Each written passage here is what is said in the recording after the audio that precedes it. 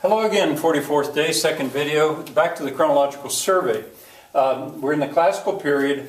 This would be the 18th section, page 18.3 maybe. The A was the Sumerians, B the Babylonians, C the Phoenicians, D the Egyptians. We're down to the capital letter E. I'm separating them that way because there's so many. It would get too confusing if I just used tabs. The ancient Hebrews, the Torah. Funny looking H here. The Torah is what I'm drawing from, enormously influential body of literature. And I'm starting with the book Genesis, which is there. And the Cain and Abel, I should put that in quotes really because that's a story. That story of Cain and Abel. I run by that one with the kids. Now, before I get any further, I want to make sure I don't forget to point this out. My argument that this is extremely influential literature, whether someone calls themselves a Jew or a Christian or a Muslim or not, it is very influential. One of the things I like to do is go along demonstrating how many people have their first names taken from this body of literature. And I'll ask the class, does anybody out there know anybody named Adam? And there'll be a hand go up. I'll say, how about 2 people named Adam? Another hand will go up. 3. Still, and I see how many times it goes, and then I'll say to the kid, prove it. And he says, well, there's Adam, and my sister has a friend. And then I say, how about Eve? Does anybody out there know anybody named Eve? Up the hands go. I'll continue to remind you that I do that. So many names. I think that's why sometimes they're called your Christian name. What's your Christian name?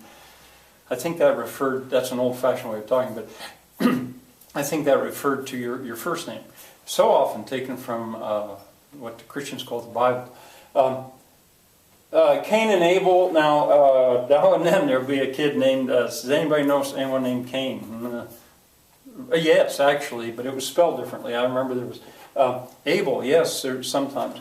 But anyway, I'll get a kid to run this story by the class, and I've always got some, and then I've got somebody else going to jump on and say, no, it went like this. But these were brothers. Cain was he grew plants, crops, fruit, grain. Abel was a shepherd, and it was time to offer a sacrifice to God. Now I've written the word sacrifice down as a character. Sacrifice is a little bit of a hard concept to understand in a way, but it is so much a part of not only this body of literature, but other literature as well. And part of the idea of a sacrifice is that it has to be the very best. You don't, if you're going to sacrifice an animal, you don't use an animal with a limp or was not going to make it anyway. No, it has to be the very best. And the way the story goes,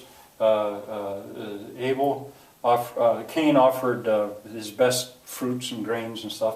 Abel offered a lamb or a goat, and it was a burnt offering. And as the smell went up to heaven, it smelled really good, and God was more pleased, at least Cain felt, because of Abel's sacrifice. It was a better sacrifice, so he was jealous.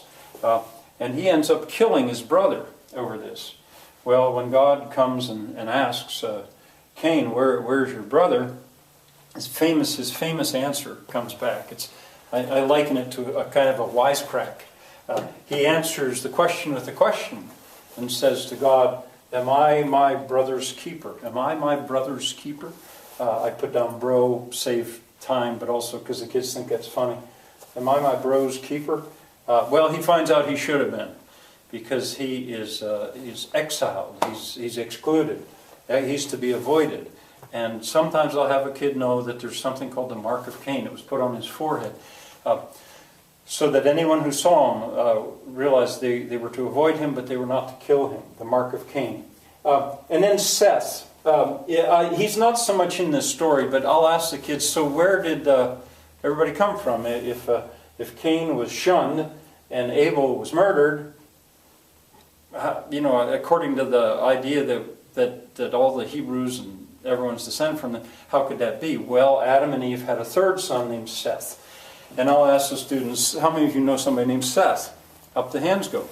At least in this part of the United States, these biblical names are very, very common indeed. Okay, one other thing I'd like to do here Let's see, where is this going to be? I'd like you to go back to epic themes. Epic themes. This is, I'm going to just guess it's maybe page 4.1 or 4.2. Skip a line and put down sibling rivalry. Sibling rivalry. I'll get the kids to come up with that word. They usually know it. Sibling rivalry, when brothers and sisters, they fight, they don't get along. At its most extreme, one kills the other, and that's what we've run into. Sibling rivalry. I don't give an explanation because I really don't think it's necessary, but I do an e.g. For example, example given. And we've got Cain versus Abel. It is the oldest example of sibling rivalry that I know of in famous literature. Maybe there's other. But as you're going to see, as I run through Genesis, sibling rivalry is throughout that book. Now, an epic theme, I defined it as a piece of a story or a kind of a story that keeps showing up wherever humans tell stories and whenever. Well, it seemed to have been a very prominent theme among the ancient Hebrews, because as you're going to see, I don't know if I'll list them all or not. I might. It's going to show up again and again and again. All right, tomorrow, 1/4 of the year is over, and at that point I'm going to start traditional grammar with morphology, and then I'll go on with the chronological survey. So I hope you come back tomorrow. Bye for now.